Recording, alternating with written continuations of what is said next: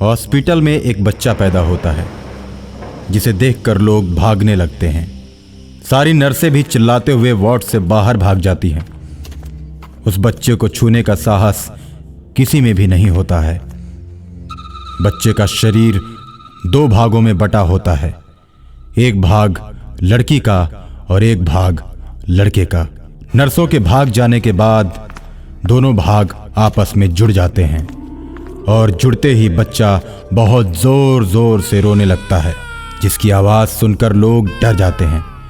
लेकिन उसकी माँ उसकी आवाज़ सुनकर जग जाती है और उस बच्चे को दूध पिलाने लगती है।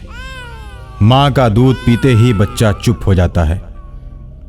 उसकी माँ उस बच्चे को गोद में लेकर बाहर निकलती है और लोग उस बच्चे को देखकर डरने लगते हैं। और जब वो अपने घर जाती है तो पूरा परिवार उसे देखकर डर जाता है। उसके परिवार और गांव के लोग मिलकर उसे गांव और शहर से दूर भगा देते हैं। वो जंगल में जाकर एक छोटी सी कुटिया बनाती है और अपने बच्चे का पालन पोषण करने लगती है।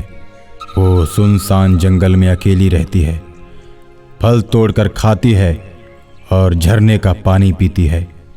धीरे धीरे बच्चा बड़ा हो जाता है और जंगली जानवरों के साथ खेलने लगता है। दूर दूर तक उसे कहीं भी इंसान नहीं नजर आते। और एक दिन रात को अचानक एक राक्षसी आती है। उसके साथ एक राक्षस भी होता है। दोनों आपस में बात करते हैं। देखो, कहीं आसपास मानव के मांस की सुगंध आ रही है। चलो पता करते हैं और उन मानवों को खाते हैं। इस तरह पता लगाते लगाते उन्हें एक झोपड़ी दिख जाती है और झोपड़ी के पास जाकर दोनों डरावनी हंसी हंसते हैं।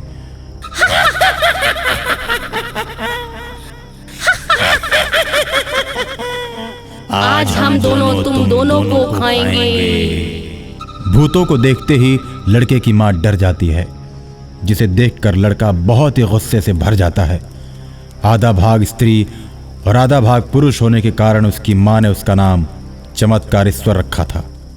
चमत्कारेश्वर अपनी मां को जब डरा हुआ देखता है तो भूतों पर क्रोधित हो जाता है और उनसे कहता है, तुम दोनों ने हमारी मां को डराया है, मैं तुम लोगों को जीवित नहीं छोड़ूंगा।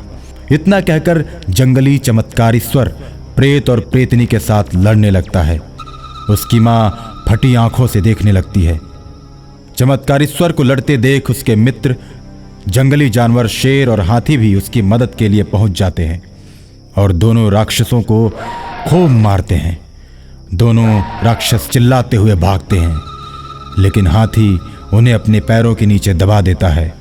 मैं तुम दोनों को छोड़ रहा हूं, अब इधर भूल कर भी मत आना, नहीं तो मारे जाओगे। चमत्कारेश्वर का इशारा पाते ही दोनों के ऊपर से हाथी अपना पैर हटा देता है और उसके बाद वो दोनों भाग जाते हैं। चमत्कारेश्वर की बहादुरी देखकर उसकी मां मन ही मन बहुत खुश होती है और उसे सीने से लगा लेती है। चमत्कारेश्वर अपने परिवार के बारे में मां से पूछता है तो मां बीते दिनों की सारी घटनाएं उसे बताती है, जिसे सुनकर चमत्कारेश्वर बहुत दुखी होता है और एक दिन अपनी मां से कहता है, मां, मुझे भी अपना गांव दिखाओ। बेटा, गांव वाले हम लोगों को गांव में नहीं रहने देंगे और वो लोग हमें वहां से भगा देंगे। मां, चाहे जो हो, मैं एक दिन अपने गांव को देखना चाहता हूं। बेटे की जिद के आगे मां झुक जाती है और दोनों चलते चलते रात में अपने घर पहुंचते हैं। चमत्कारेश्वर दरवाजा तोड़कर अपने घर में प्रवेश करता है। सुबह होते ही घर वालों के पैर छूने लगता है तो उसके घर वाले डर जाते हैं। मारो, भगाओ भगाओ, इन लोगों को मारो की आवाज गूंजने लगती है। गांव वाले भी इकट्ठा हो जाते हैं और सभी अपने हाथों में लाठी लेकर दोनों को मारने के लिए चारों ओर से घेर लेते हैं। गांव वालों, मैंने जब जन्म लिया था उस समय भी तुम लोगों ने जुल्म किया था, और फिर दूसरी बार मैं गांव में केवल घूमने के लिए आया तो तुम लोग एक बार फिर मेरे ऊपर जुल्म कर रहे हो। मैं अब किसी को नहीं छोड़ूंगा। ये गांव मेरा है। जिस तरह तुम लोगों ने मुझे गांव से निकालकर बाहर किया था, उसी तरह अब तुम लोगों को भी ये गांव छोड़कर जाना पड़ेगा। ऐसा कहकर चमत्कारेश्वर गांव वालों को मारने लगता है। एक एक करके सभी गांव वालों को मारकर गिरा देता है। तुम लोग अभी गांव छोड़कर चले जाओ और शहर में भी नहीं रुकना। जिस तरह मैं जंगल में रहता था, अब उसी तरह तुम लोगों को भी जंगल में ही जाकर रहना पड़ेगा।